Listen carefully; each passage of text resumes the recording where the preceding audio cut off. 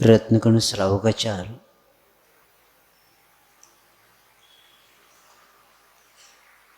श्रावक को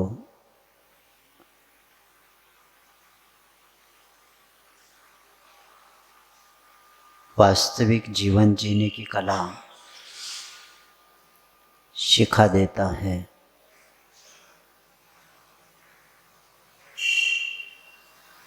और इसलिए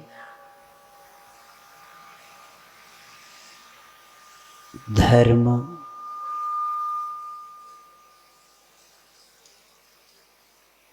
और धर्म का मर्म जाने बिना कर्म का हनन नहीं होता। जीवन मिला है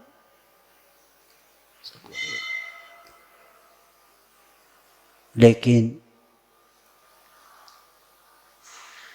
जीवन का रहस्य जानना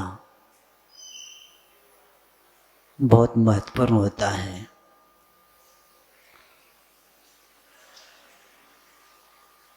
और इसीलिए कर्म क्या होता है, धर्म क्या होता है,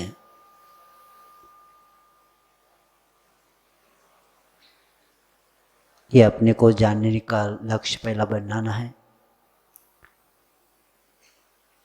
क्योंकि दुख जो हम प्राप्त करते हैं, दुख का कर्ता कोई दूसरा नहीं रहता, हरता भी कोई नहीं रहता। जो कर्म करता है वही उसका भोक्ता रहता है। कल हम लोगों ने परसों आचार्य समंतभद्र महाराज जी के बारे में, उनके जीवन के बारे में सुन के आए हैं। और रत्नकर्ण श्रावकाचार्य जिस प्रकार रत्नों की सुरक्षा के उपायभूत कोई करंड पिटारा होता है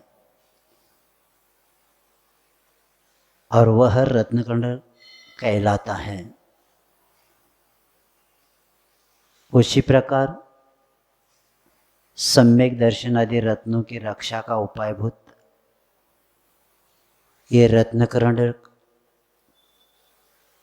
नाम का शास्त्र है। और इसकी रचना करने के इच्छुक आचार्य समंतभद्र महाराज जी ने निर्भीकता से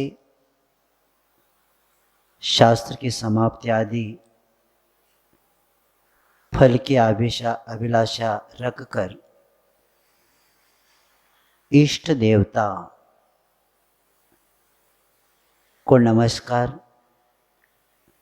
मंगलाचरण में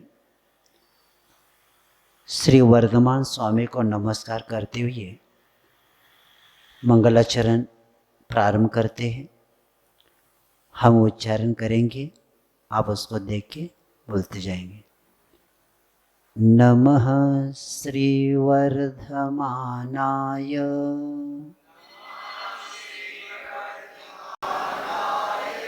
निर्धूत कलिलात्मने सालोकानां त्रिलोकानां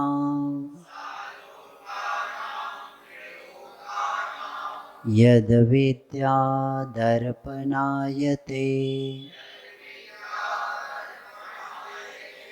हाँ, आचार्य समंतभद्र मुनि महाराज मंगलाचरण में नमस्कार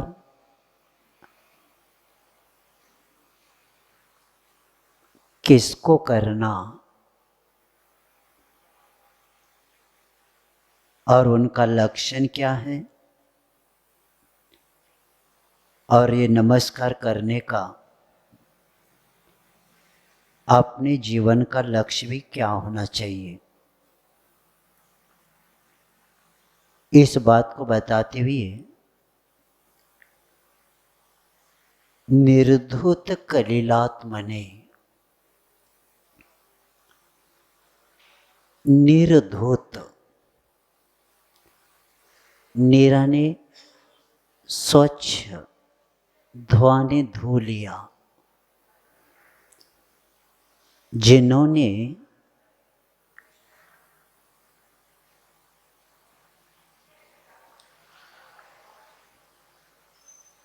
कलील यानी जिन्होंने कर्म रूपी कलंक को नष्ट किया, ऐसे आत्मा को मैं, बहुत महत्वपूर्ण शब्द है ये, क्योंकि जब तक पाप को नहीं धोते, पाप ने क्या, कर्म रूपी कलंक को ही पाप कहा है। तो ऐसे जिनकी आत्मा ने कर्म रूपी कलंक को नष्ट कर दिया है, अर्थात जो वीतरागी है, और ऐसे जो हितोपदेशी है, और यद विद्या, विद्या ने केवल ज्ञान, जिनका केवल ज्ञान सालोकानाम त्रिलोकानाम, लोक और आलोक, जहां 6 द्रव्य पाए जाते उसको लोक बोलते हैं, और जो 6 द्रव्य के बाहर जो होता है वो आलोक होता है। तो आलोक सहित 3 लोक के विषय में त्रिलोकानाम दर्पणायते, दर्पण के समान आचरण करता है, अर्थात जो सर्वज्ञ है, ऐसे तस्मै यानी उन श्री वर्धमानाय अंतिम तीर्थंकर वर्धमान स्वामी को मैं नमस्कार करता हूँ।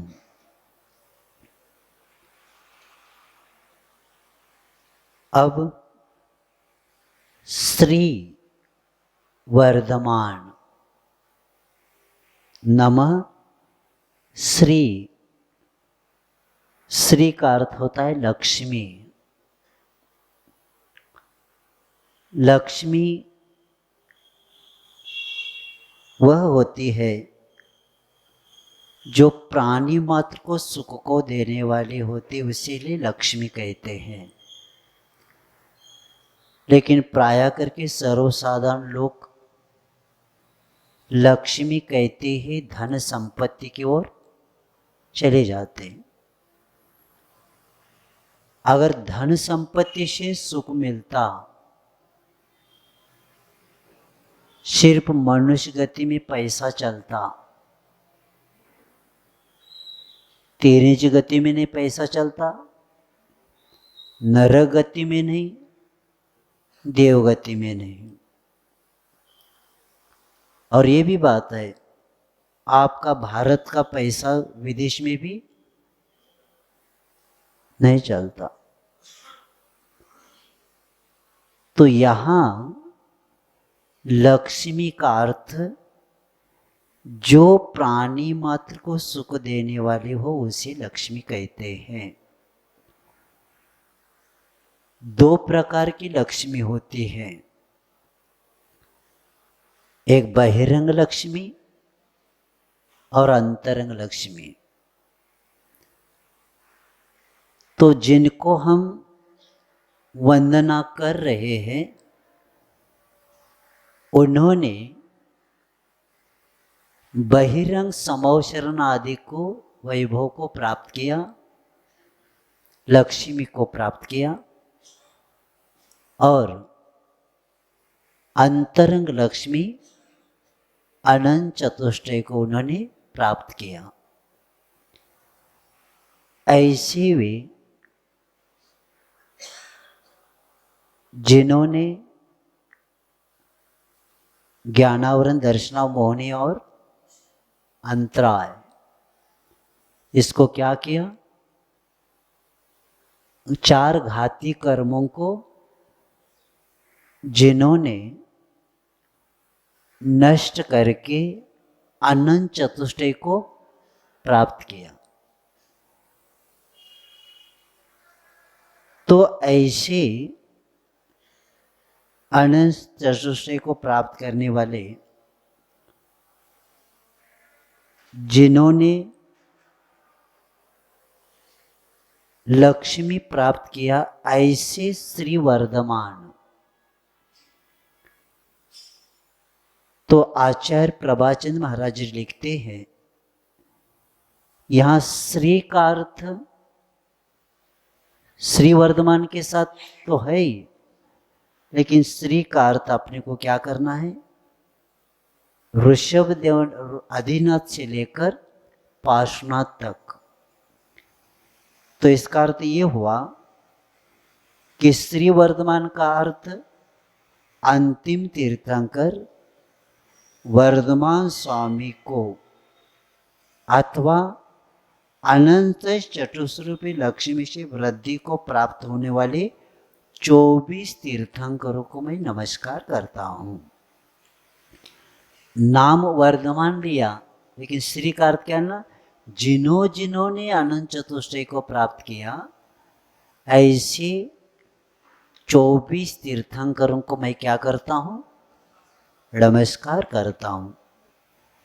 तो ऐसे निर्धूत कलिलात्मने यानी ज्ञानावरणादि रूप जो पापमय जो घाती कर्म है, इनको नष्ट किया।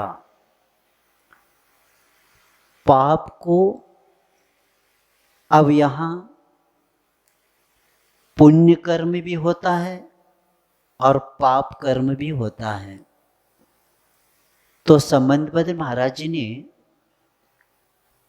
पुण्य कर्म नष्ट नहीं किया उन लोगों ने, परमात्माओं ने।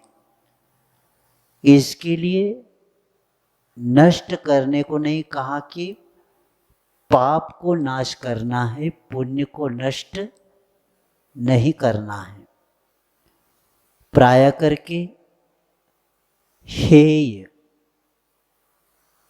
उपादेय, बेड़ी, पुण्य भी बेड़ी और पाप भी बेड़ी, ये जो शब्द आते हैं ये पात्र के अनुसार होता है। हर व्यक्ति के साथ इस शब्द को नहीं लगाया जाता।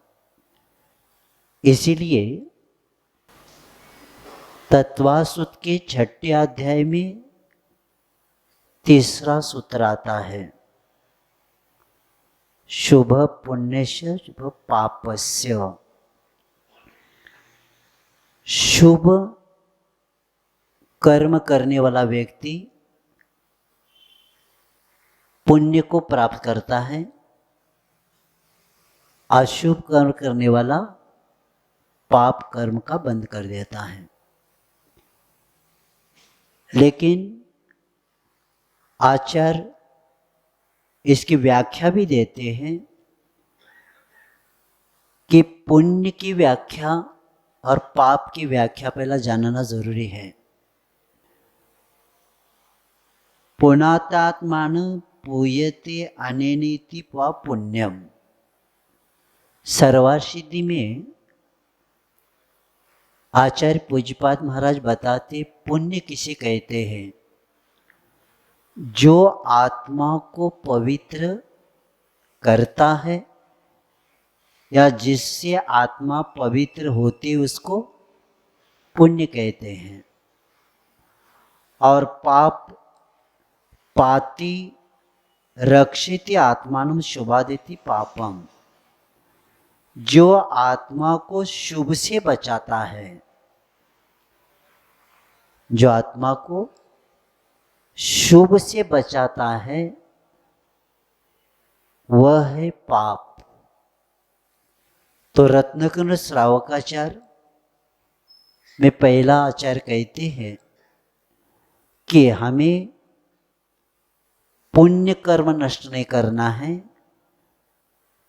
पाप को नष्ट करने को कहा गया है। इसीलिए निर्धूत कलिलात्मने,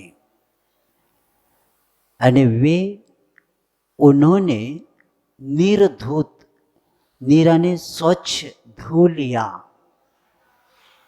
किसको? पाप को, यानी कर्म रूपी कलम को जिन्होंने नष्ट किया। ऐसी आत्मा कि जिन्होंने, क्योंकि शुभ के द्वारा भी असंख्यात गुणी निर्जरा होती है। कारण और कार्य, कारण एक है लेकिन कार्य अनेक हो सकते हैं। शुभ श्रावक शुभ कर्म कर रहा है, शुद्ध से ही निर्जरा नहीं होती, शुभ से भी कर्मों की निर्जरा होती है। तो इसीलिए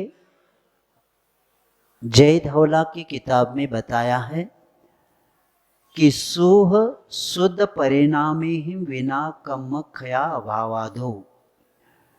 शुभ और शुद्ध परिणामों के बिना कर्मक्षय का अभाव नहीं होता।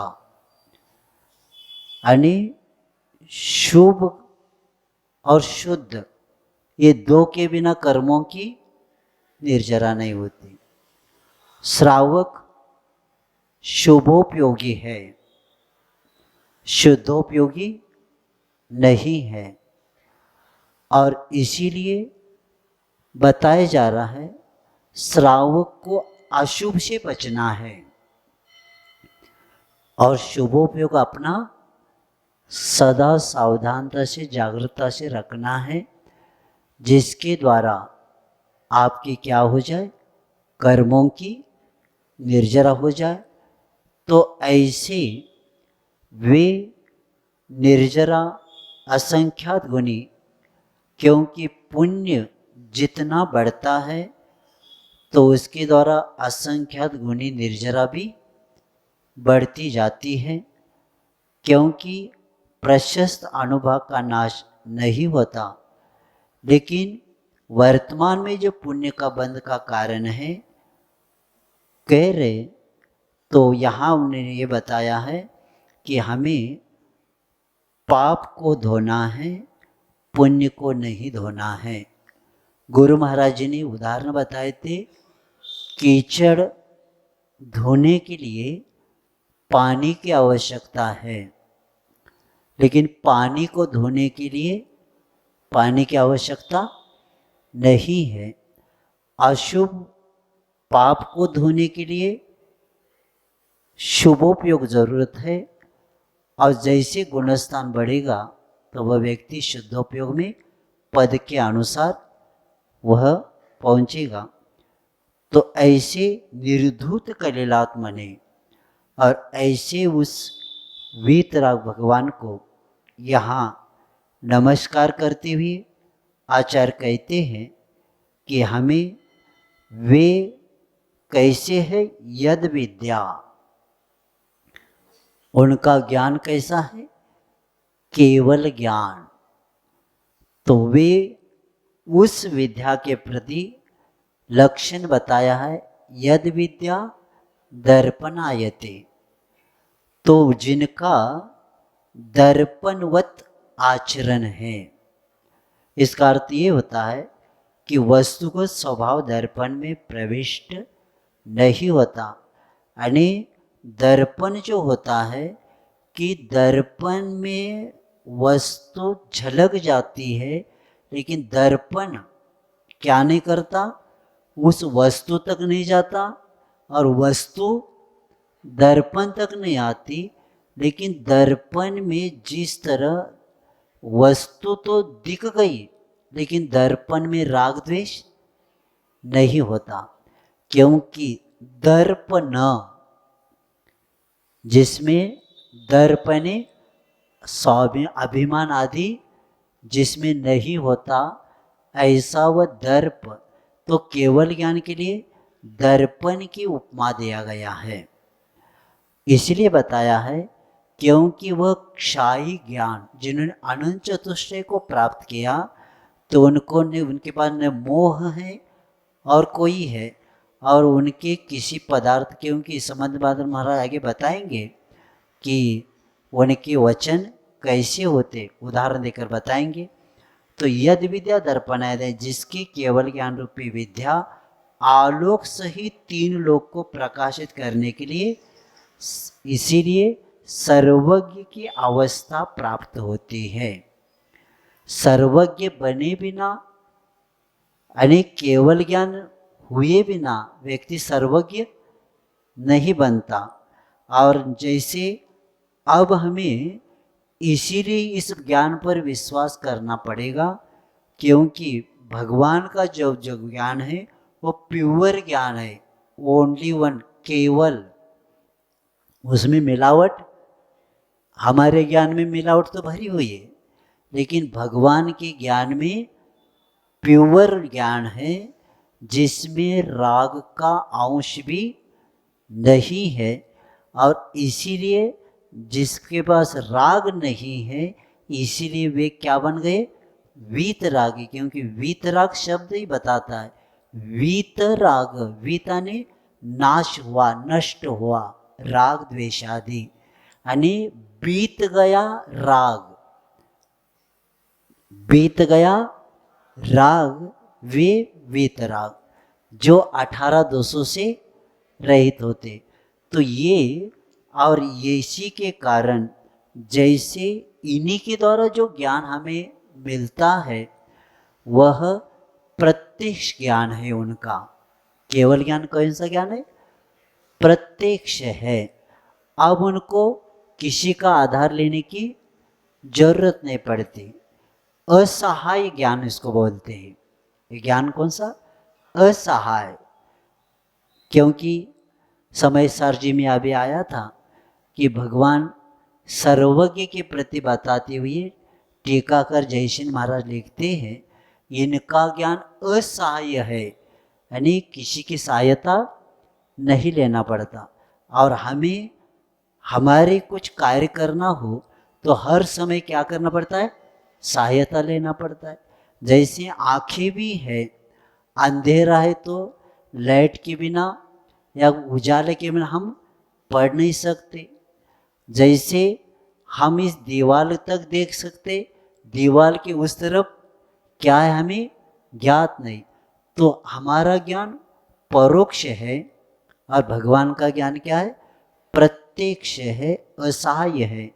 तो ऐसे जो हम अपने जिस तरह देख लीजिए, हम हमारा पूरा शरीर चक्षु के द्वारा देख सकते हैं, लेकिन अपना मुख चक्षु के द्वारा नहीं देख सकते। क्योंकि हमें अपने चेहरे को, रूप को देखना है तो हमें दर्पण के बिना अपना मुख हम नहीं देख सकते। तो उसी तरह तो दर्पण हमें दिखा देता है।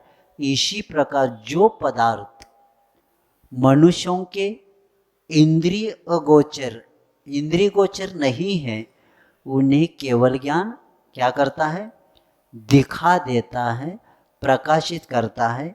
इसीलिए यद विद्यानि केवल ज्ञान और तीन लोक के विषय में जो जानते हैं, ऐसे हस्त तलक व जैसे हाथ में रखा हुआ आंवला क्या होता है, पूरा देख सकते लेकिन नीचे का नहीं देख सकते, ये भी बात है। लेकिन भगवान क्या करते, तीन लोक को एक साथ देखते हैं, उनके ज्ञान में छलक जाता है। तो ऐसे केवल ज्ञानी वे दर्पण के समान जिनका आचरण है, ऐसे वे तस्मै उन भगवान को मैं क्या करता हूँ, नमस्कार करता हूँ। श्री वर्धमान, ये भी याद रखेंगे, श्री का अर्थ अनंत चतुष्टय और वर्धमान यानी यहाँ 24 तीर्थंकरों को क्या किया है, नमस्कार किया है। क्योंकि मंगलाचरण करने से जो परिणाम में शुद्धता आती है, उसे अशुभ कर्मों का अनुभव क्षीण हो जाता है और शुभ कर्मों का अनुभव प्रबल बन जाता है। इसलिए शुभ कर्मों के अनुभव को प्रबलता से ग्रंथ रचना करते हुए आचार्य लोकाकाश के बीच में जो हम लोग बैठे हैं, लोकाकाश लोक में बैठे हैं और आलोक के बीच में हम क्या है, बैठे हैं। आकाश कितना है, आकाश अनंता, आकाश कितना है, अनंत है। और उसमें बीच में क्या है, लोकाकाश है।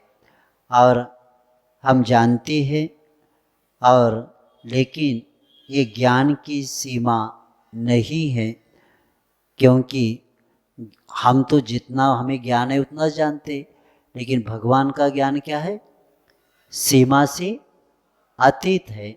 और इसीलिए लोकाश अनंत लोकाकाश को ये छोटा सा टिमटिमाता हुआ ये लोक छोटा सा है और आकाश तो अनंत है। लेकिन तो भी इसमें ज्ञान दर्शन उपयोग की महिमा है और उनकी ज्ञान की महिमा का, भगवान के ज्ञान की महिमा क्या कहें। क्योंकि भक्तांबर में भी हम पढ़ के आए कि भगवान आपके गुणों के बारे में, आपके ज्ञान के बारे में मैं वर्णन क्या करूं, क्योंकि मेरे पास शब्द सीमित है और आपके गुण अनंत है और आपके ज्ञान की महिमा तो अपरंपार है। क्योंकि संसारी के पास सापेक्ष ज्ञान होता है और आपके पास निरपेक्ष ज्ञान है। तो ऐसी ज्ञान दर्शन से युक्त, तो ऐसी महिमा की, ज्ञान की महिमा का बहुत अपरंपार है।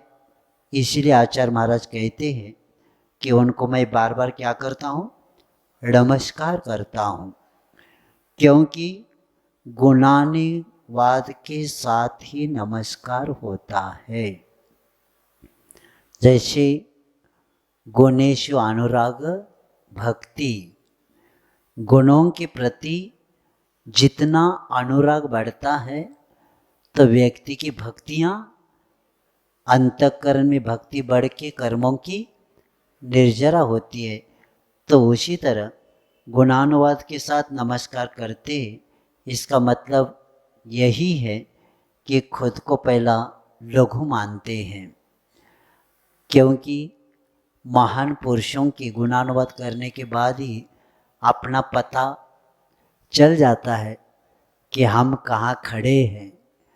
क्योंकि आदर्श महान पुरुष, गुणवान जब व्यक्ति सामने आता है तो अपने को पड़ता है हम कितने छोटे हैं। तो इसी बात को लेके लघुता मानते हुए नमस्कार जो व्यक्ति करता है तो इसका मतलब यही है कि उनके उन जैसे बनने का लक्ष्य बनाया। सामने वाला व्यक्ति को, जो व्यक्ति अपने को लघु समझ के जब नमस्कार करता है, इसका मतलब है वंदे तद्गुण लब्धे। तो इसका अर्थ क्या हो गया कि हम आपकी गुणों की वंदना कर रहे, इसका लक्ष्य इसीलिए हमारा लक्ष्य क्या है, आप जैसे हमें भी बनना है। और इसी भाव को लेके आचार्य संबत में महाराज जी ने मंगलाचरण में उस अनंत गुणों के प्रकाशक और सर्वज्ञ, ऐसे जिन्होंने निरावरण जिसका ज्ञान है, यानी केवल ज्ञान जिन्होंने प्राप्त किया है, क्योंकि चार आवरण जिनको न समाप्त हुए, ऐसी आत्मा की यहाँ पूजा किया जा रहा है, स्तुति किया जा रहा है। और ऐसे मंगलाचरण में तीर्थंकरों के समूह को नमस्कार करते हुए, क्योंकि चार मंगल में जैसे हम अरिहंत मंगल, सिद्ध मंगल, साहू मंगल, केवली प्रणिधर मंगल पाठ बोलते हैं, उसी के अनुसार आचार्य यहाँ चार मंगलों में प्रथम मंगल कि जो अरिहंत परमेष्टि को मानते हैं, जिन्होंने चार ज्ञानावरण घाती को नष्ट करके लोक और आलोक को प्रकाशन किया और केवल ज्ञान को प्राप्त करके समोचरण में विराजमान होके दिव्य ध्वनि के द्वारा सब जीवों को क्या किया, कल्याणकारी उपदेश दिया। ऐसे वे अरिहंत यहाँ उन्हीं अरिहंत भगवान को तीन उपमा यहाँ दिया है, वेतराग, सर्वज्ञता और हितोपदेशता के तीन गुणों का उल्लेख करके श्री वर्धमान स्वामी को क्या किया, नमस्कार करके ऐसे कर्म रहित होने के कारण वीतराग है इस पक्ष में रखा। और निर्धुत कलीलात्मा ने इस शब्द के द्वारा ज्ञानावरण आदि कर्म नष्ट करने के कारण हितोपदेशी और वे सर्वज्ञ, ये तीन शब्द को देके आचार्य महाराज ने ज्ञानावरण कर्म नष्ट कर दिया और सर्वज्ञता के गुण का वर्णन करने के लिए दर्पण की उपमा देकर नमस्कार करते हुए यहाँ मंगलाचरण हो गया। अब नमस्कार करने के बाद अब संबंधपद महाराज ग्रंथ करने की प्रतिज्ञा करते हैं और धर्म की व्याख्या बताते हैं। अब यहाँ से मंगलाचरण के बाद प्रारंभ हो जाता है कि नमस्कार किया। अब श्रावक काचार का मंगलाचरण के बाद पहला श्लोक, दूसरा श्लोक दिया जा रहा है। इसमें लोग हम जान नहीं पाते हम दुखी क्यों हैं, संसार हमारा कैसा अनंत काल चला गया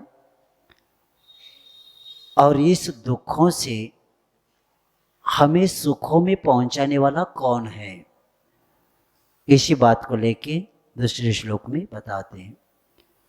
देशयामि समीचीनं धर्मं कर्म निर्वहणं संसार दुःखतः सत्त्वान् यो धैर्यत्योत्तमे सुखे। हाँ, आचार्य संबंधभद्र महाराज कहते हैं, अहम मैं कर्म निर्वहणम के कर्मों का विनाश करने वाले उस समीचीनम श्रेष्ठ धर्म को देशयामानि कहता हूं। पहले लाइन में, पहले ही शुरू में आचार्य कहते हैं कि मैं आपको कर्मों का विनाश करने वाले उस समीचीनानि श्रेष्ठ प्रामाणिक सत्य धर्म को कहता हूं। समीचीन शब्द सबसे महत्वपूर्ण है।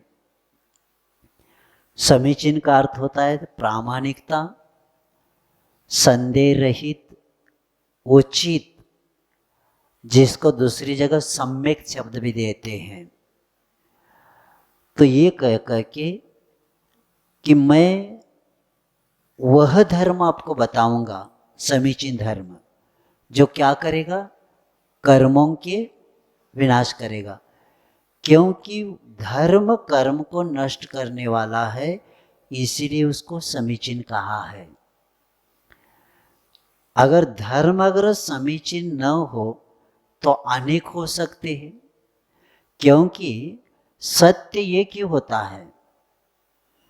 क्योंकि सत्य का वास्तविक संबंध उस तथ्य के साथ होता है कि वस्तु के स्वरूप के साथ ही उसका संबंध होता है। किसका? सत्य का। और इसलिए धर्म एक ही होता है, धर्म अनेक हो ही नहीं सकते।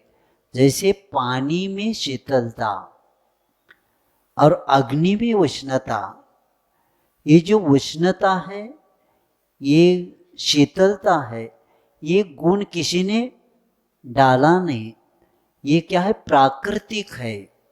पानी विश्व में हम कहीं पर भी चले जाए वो क्या रहेगा, शीतल ही रहेगा। और अग्नि कहीं पर भी हम तीन लोक में देखें तो क्या रहेगा, उष्ण रहेगा। तो उसी तरह धर्म वही रहेगा जो कर्मों की निर्जरा करता है वो। क्योंकि न जैन धर्म न प्राचीन है न अर्वाचीन है। प्राचीन कहने से कहीं न कहीं शुरू हो गया ऐसा माना जाएगा। न प्राचीन है, इसलिए समर्थपद महाराज जी ने प्राचीन शब्द नहीं दिया, न अर्वाचीन दिया, तो कौन सा दिया, समीचीन दिया। समीचीन ने प्राकृतिक, जिसको किसी ने बनाया नहीं, अनादिकाल का। ये क्या है धर्म, प्राकृतिक धर्म। जैसे प्राकृतिक, जैसे उष्णता और शीतलता, ये प्रकृति से उनका वो गुण है, किसी ने उसमें डाला नहीं। उसी तरह मैं वह धर्म बताता हूँ कि जिसके कोई संस्थापक नहीं, न किसी ने बनाया, जो प्राकृतिक धर्म है। ऐसे समीचीन धर्म को मैं क्या करता हूँ, बताता हूँ। और वह क्या करता है धर्म, कर्म की निर्जरा करता है। क्योंकि धर्म अगर करते हुए कर्म की निर्जरा नहीं हुई तो उसको हम धर्म कैसे कहेंगे। हमने क्रिया किया धर्म के नाम पर, क्रिया किया, लेकिन क्रिया करने के बाद हमारे कर्मों की तो क्या करना। यानी धर्म का आधार कर्म निर्मूलन के लिए ही होता है। धर्म किसके लिए करते हम, कर्म की निर्जरा के लिए। क्यों, संसार दुख तो सत्वान यो धरित तो तमे सुखे। तो आचार्य कहते मैं इसलिए वो धर्म आपको बता रहा हूँ, समीचीन धर्म, जो सत्वान यानी जीवों को क्या करता है, संसार दुखत, संसार के दुखों से उद्यत यानी निकाल के क्या करता है, उत्तमे सुखे यानी स्वर्ग मोक्ष आदि उत्तम सुखों में धरती धारण करता है यानी पहुंचा देता है। ये श्लोक का दूसरे नंबर श्लोक का अर्थ हो गया। यानी ये अर्थ हो गया इसका कि धर्म कर्म को दूर करने वाला है, इसलिए उसको समीचीन कहा है। इसका अर्थ ये हुआ सुखस्य मूलम धर्म दुखस्य मूलम कर्म। अर्थ क्या हो गया? सुख का कारण क्या है? धर्म है, और दुख का कारण कर्म है। तो कर्म की निर्जरा हुए बिना हमें सुखों की प्राप्ति नहीं होगी। तो ये लक्ष्य बनाना है कि हमें कर्म काटना है, कर्म नाश करना है, दिन नहीं काटना है, कर्म को काटना है। ये अपना पहला इस जीव का, इस पर्याय का लक्ष्य बने। तो जीव ने क्या किया? संसार दुखत, जीवों को चतुर्गति रूप संसार में होने वाले कौन कौन से शारीरिक है, मानसिक है, आगंतुक है, ऐसे दुख से निकाल के कहाँ पहुंचा देता है? स्वर्गापवर्ग गममार्ग गमार्ग निष्ठ। मानतुंग आचार्य क्या कहते कि दो प्रकार के मार्ग हमारे तीर्थंकरों ने बताया, एक स्वर्ग का और एक अपवर्ग और मोक्ष का। तो ये धर्म हमें उत्तम सुखों में क्या कर देता है? पहुंचा देता है। और इसीलिए देखना, यह सत्वान शब्द कहा है, जैना नाम नहीं कहा। किसके लिए बताया धर्म? हमारे भगवान ने जो धर्म बताया, एक किसी व्यक्ति को, एक किसी समाज के लिए नहीं बताया। सत्वान, सत्वान ने प्राणी मात्र के लिए उपदेश दिया, क्योंकि जो कर्म हमने पहला किए हैं उसका फल हमें मिल रहा है। जो कर्म हमने अभी किया था पहले से, कब से कर्म किया है हमने? कब से? अनादि काल से कर्म हमने किया है। और ऐसे कर्म की निर्जरा करने वाला धर्म मिला। ये भी आचार्य कहते, कर्म बंद करने के लिए अनंत काल लगा, लेकिन निर्जरा करने के लिए अनंत काल नहीं लग सकता। क्योंकि कई लोग कहेंगे अब इतने अनंत काल से हमने कर्म बांधा है, अब इतने से क्या होगा क्या? लेकिन याद रखना, कर्म बांधा है अनंत काल से, लेकिन निर्जरा होने के लिए अनंत काल नहीं लगता। क्योंकि अनादि का अंत कैसे करें? अनादि काल के कर्म का अंत कैसे करें? तो उसके लिए आचार्य बताते कि दग्धे बीजे यथातीत प्रादुर्भवति नांकुर, कर्म बीजे तथा दग्धे न रोहंती भवांकुर। बहुत अच्छी बात बताया है, क्योंकि हमें आत्मविश्वास दिलाया जा रहा है, कि ये विश्वास दिलाया जा रहा है कि देखो, बीज कब तक अंकुरित होता है? बीज जब तक अंकुरण शक्ति है, जब तक बीज भूमि का संपर्क करते ही क्या होता है? अंकुरित होता है। तो जब तक बीज का अंकुरण शक्ति समाप्त करने के लिए क्या करना पड़ेगा? बीज जल गया, बीज जलते ही उसकी अंकुरण शक्ति समाप्त होती। तो जैसे बीज को जलते ही अंकुरण शक्ति समाप्त होती है, उसी तरह हमारा कौन सा बीज है? कर्म का बीज है। हम हर भाव में हमारी फसल बहुत अच्छी आती है।